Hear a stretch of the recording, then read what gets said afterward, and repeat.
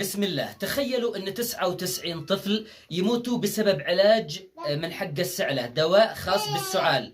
وتخيلوا أن 206 طفل بسبب هذا العلاج أو بهذا الدواء في العناية المركزة في حالة حرجة وخطيرة. الحمد لله هذا مش موجود عندنا في اليمن، لكن هذا حصل وموجود في إندونيسيا. وفاة 99 طفل بسبب تناولهم دواء للسعال. الدواء هذا يمكن مفيرس، يمكن يكون منتهي، يمكن يكون مهرب، ما خزنوش بالطريقة الصحيحة. بأي شكل من الأشكال هذا الدواء غير مطابق لمعايير الصحة المطلوبة في جميع دول العالم. احنا الآن في اليمن داخلين على موجة برد، النزول والصداع والحمى والصقيق وهذه الأشياء الموسمية كلها معرض لها كل شاب وكل كبير وكل طفل.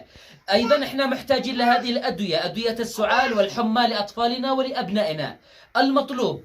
المطلوب الآن الأمانة الجسيمة الأولى تقع على عاتق الصيدلي، لأنك يا صيدلي بتعرف أن هذا العلاج، إذا كان هذا العلاج أو الدواء اللي اشتريته من مصدر غير معروف، من مصدر مجهول، مهرب وبسعر رخيص، هو دواء غير آمن. إذا اشتريت هذا العلاج من أي شخص وكذلك مصدر مجهول وبسعر قليل، بتعرف أن هذا مزور، وأيضا هذا المزور بيكون علاج غير آمن. إذن المسؤولية في الأول والأخير على عاتقك أنت أيها الصيدلي وأختي العزيزة الصيدلية.